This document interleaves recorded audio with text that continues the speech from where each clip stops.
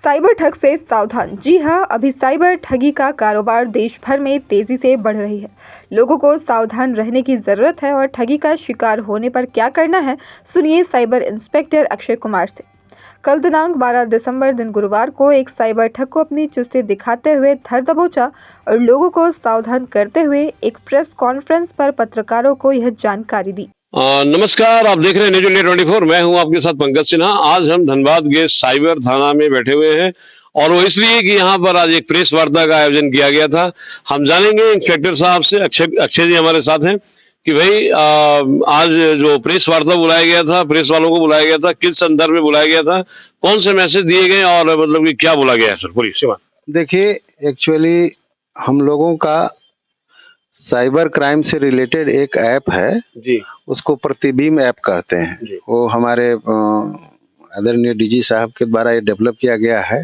पूरे देश में कहीं भी साइबर फ्रॉड होता है तो जो कंप्लेनेंट उसमें कंप्लेन करते हैं तो उसका नंबर और जिस नंबर से फ्रॉड किया गया है उसका नंबर उसमें आता है। तो कल हम लोग को साइबर डीएसपी साहब को एक नंबर मिला जिसमें लोकेशन जो है हमारे शहर के ही आसपास का आ रहा था। तो हम लोगों ने टीम बना करके रेड किया डीजीएमएस कॉलोनी में। तो एक रुपेश कुमार महतो करके एक लड़का धराया जो जामताड़ा का रहने वाला था और उसके पास से वही सिम मिला जो प्रतिबिंब ऐप में दिख रहा था। यानी कि यह प्रमाणित हो गया कि यही लड़का जो है साइबर फ्रॉड किया है। फिर हम लोगों ने प्रतिबिंब ऐप में जिस कंप्लेनेंट का नंबर था उससे जब संपर्क किया तो उसने बताया कि इस लड़के ने 18,000 रुपए का मोबाइल रिचार्ज करने के नाम पर ठगी किया है और इसी सिम से किया है जो सिम बरामद हुआ और जो मोबाइल बरामद हुआ। इसके बाद इसके निशानदेही पर हम लोगों ने जामताड़ा के और इसके सहयोगियों के यहाँ छापामारी किया, लेकिन वो पकड़ाए नहीं। 4-5 और सहयोगी उनके हैं जिस पर हम लोग जो है अनुसंधान के बाद और साक्ष्य संकलन करेंगे और छापामारी करेंगे। तो उसके पास से जो मोबाइल बरामद हुआ और जो सिम बरामद हुआ उसे गिरफ्तार करके और सीजर लिस्ट बना करके विधिवत उसको जेल भेजा गया है। इसी निमित्त आज यह प्रेस कॉन्फ्रेंस बुलाई गई थी, थोड़ी देर पहले अभी संपन्न हुई है। तो आपके माध्यम से मैं ये कहना चाहूँगा कि अभी जो धनबाद में साइबर फ्रॉड हो रहे हैं इसमें धनबाद के नागरिकों को हमेशा अलर्ट रहना होगा। अनजान नंबर, अनजान खासकर व्हाट्सएप कॉल या किसी प्रकार का जो लिंक आता है इसको टच नहीं करें, इस पर कोई बात नहीं करें।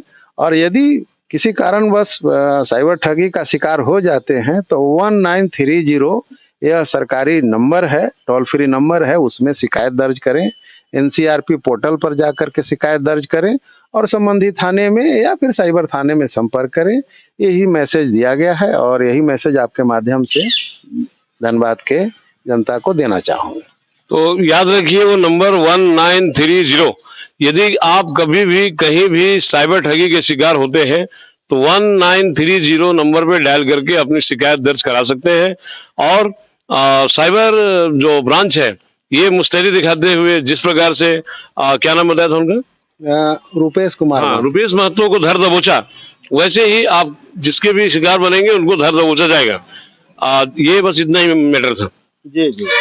ऐसा है कि बहुत से केस मतलब कि सुनने में आता है कि साइबर थाना में निलंबित पड़ा रहता है, मतलब उस पर कार्रवाई नहीं होती है। उस संदर्भ में क्या बोलना चाहेंगे? देखिए, ऐसा है ना कि साइबर थाना का कार्य जो है टेक्निकल आधार पर होता है।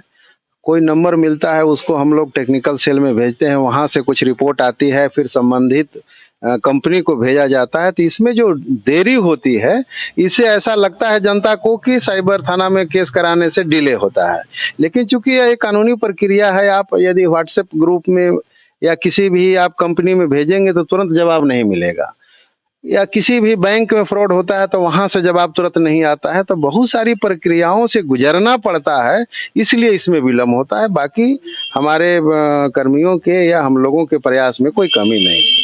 ऊपर से डीआईजी साहब का भी मतलब कि आदेश आया है कि भाई जितने भी केस निलंबित पड़े हुए हैं उसको मतलब कि जल्द से जल्द निपटाया जाए।